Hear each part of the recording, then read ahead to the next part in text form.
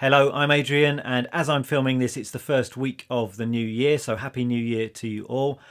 And it's an obvious time to take stock, to take a look at where you're at as a guitar player, think about where you'd like to be in a year's time, and put some kind of plan in place to help get you there. So this video is going to be a series of thoughts about how and what to practice to make 2019 the most awesome year ever for you, musically speaking. And I'm going to try very hard not to sound too much like some irritating motivational self-help guru, though there may be a little bit of that kind of thing. This really is intended to be just a series of common sense thoughts on practice that I hope are going to be relevant to you no matter what the time of year. A good starting point might be to ask yourself some big questions. Questions like, what kind of noises do I want to be making on this thing? What kind of player would I like to be? Where would I like my playing to be in a year's time? What am I currently unhappy with in my playing? And the answers to those questions might be obvious to you, or they might require some deeper thought. But the idea is to set some goals and to set some kind of overall course and have a clear direction.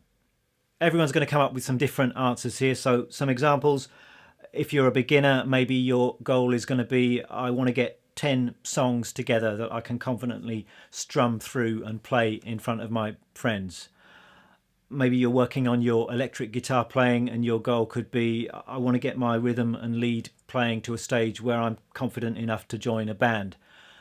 You're a jazz player, maybe your goal is, I'm going to learn 10 great jazz standards and get confident improvising over those standards. Maybe you want to write and record an album of your own music. It could be absolutely anything, but just have a good think about what your goals might be for this year. Then I would urge you to write those goals down, and the idea is to have some kind of grand plan in place. Then it's going to be easier to break that down into the specifics that you need to be working on a day-to-day basis. So you have a few goals, a few aspirations, and that's great, but the problem is that these things can sometimes be a bit vague, and what actually counts is what you sit down and do every day. So exactly what kind of things should you be practicing? Well, here are a few ideas.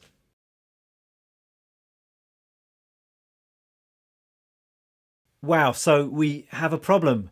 I think most of us these days are leading busy lives, and I think you're lucky if you get half an hour or so a day to practice. And obviously it's going to be impossible to practice even a fraction of those things with just half an hour or even an hour a day. So we're going to need to prioritize, and we're going to need to be very careful about exactly what we're practicing. And this is where you need to bring what you're practicing in line with your overall goals. Especially in this YouTube era, it's very easy to get distracted and sidetracked and find yourself working on completely irrelevant and pointless things. So this is where you really need to make sure that your practice routine is in line with the kind of player that you want to be. So just to give you a couple of examples, say you're a classic rocker who wants to get his playing to a stage where he's ready to join a band. The kind of things you might want to work on are your minor and major pentatonic scales. You might be developing some blues and some blues rock vocabulary, working on some solid rhythm skills, maybe learning some songs that are typical of that kind of genre. What you don't want to be working on is modes of the major scale and Lydian improvising. Likewise, if you want to be in a post-punk band, you probably don't want to be working on the top 10 greatest Stevie Ray Vaughan blues licks. Totally pointless. If you're confused about exactly what it is you should be practicing, this is where it can be useful to talk to a teacher or maybe to a more experienced musician and get a bit of advice. You want to make it easy for yourself to practice, and this is about putting some practical things in place that are going to make it more likely that you get your practice done. I strongly recommend having a practice room or a practice zone which is comfortable and free of distractions and conducive to getting good practice done. Now, I'm lucky enough these days to have this studio, which is where I do my practice. That wasn't always the case. And if you're not lucky enough to be able to have a room completely dedicated to music, then at least maybe try and find a corner of your living room or a little space in your bedroom which you can devote entirely to guitar practice. The idea is to be permanently set up, and then if you are pressed for time, it's easy just to sit down and get down to practice right away without faffing about finding your guitar, getting it out of the case, tuning up, fumbling around for a pick. So this is my practice setup. You can see that I've got everything that I might need to hand and ready to go. I've got my guitars set up over here, and then I've got my little practice amp under the desk here, my practice pedal board with tuner. I've got a nice sturdy music stand here. I strongly recommend getting a decent music stand. It's a pain in the arse trying to balance music on a chair or on a bed. So get a proper music stand and it makes life much easier. Over here I've got all of the gadgets and gizmos that I might need whilst practicing. So I've got picks, spare strings, capos, a tuner, slide, etc. Again, just makes life a lot easier when you don't have to fumble around for this stuff when you might need it. You might like to give your practice area a nice, relaxing, inspiring atmosphere.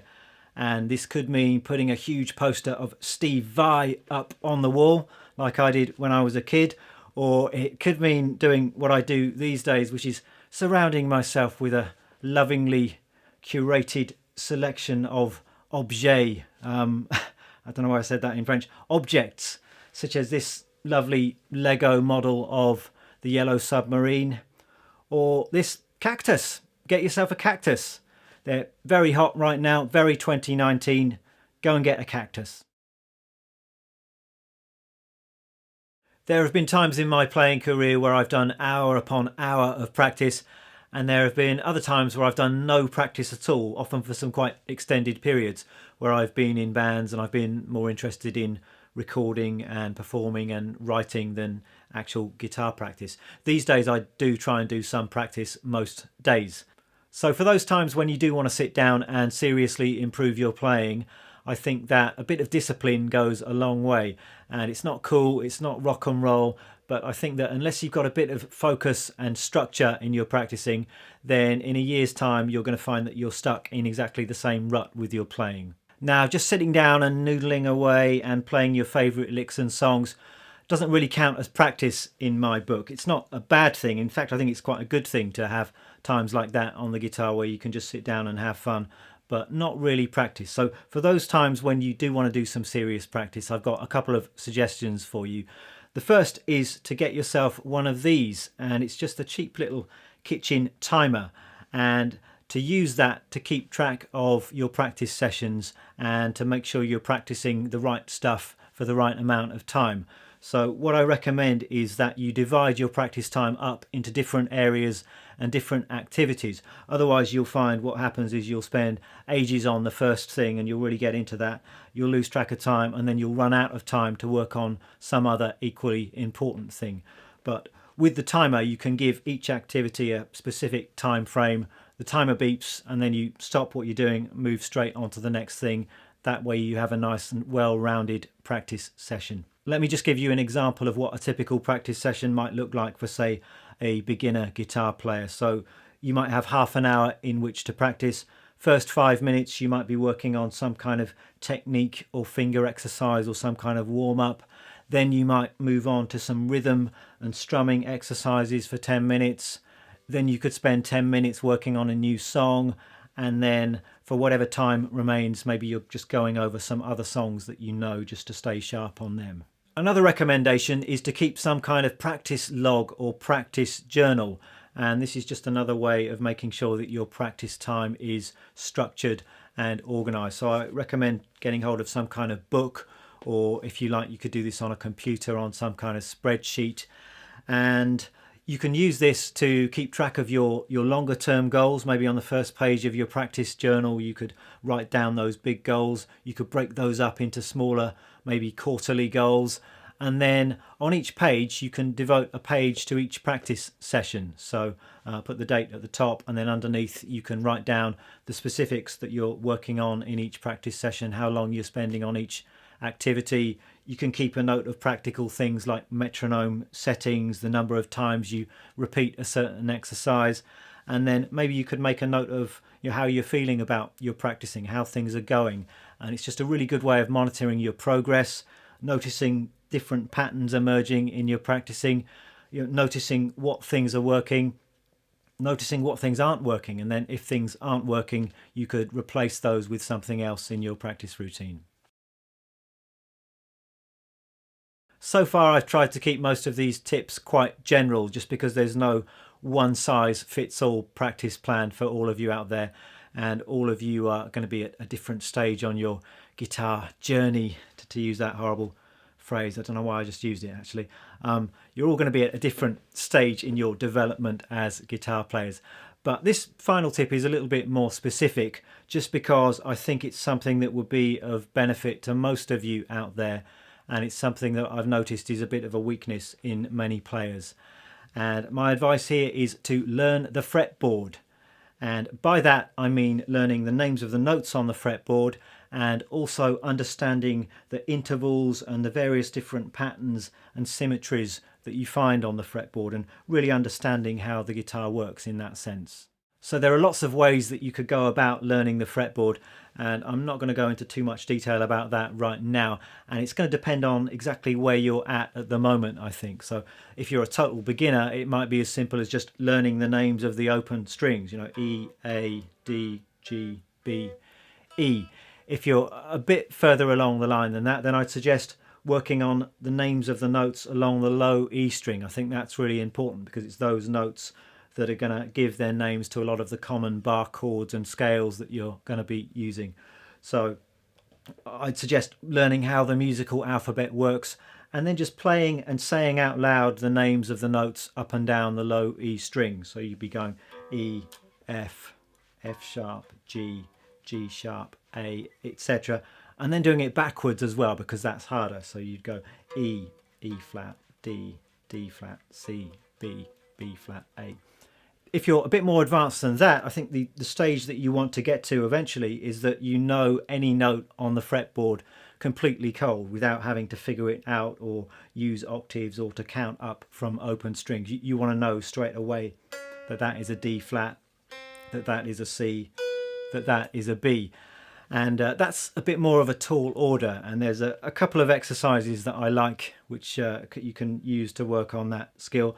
The first exercise, I did a little video on this a couple of years ago, but the basic idea is that you just work on one note at a time, and then you just play a single instance of that note on each string, going up and then back down again. So for instance, I could choose a note E flat, and then you just have to play that E flat on each string. So you go E flat,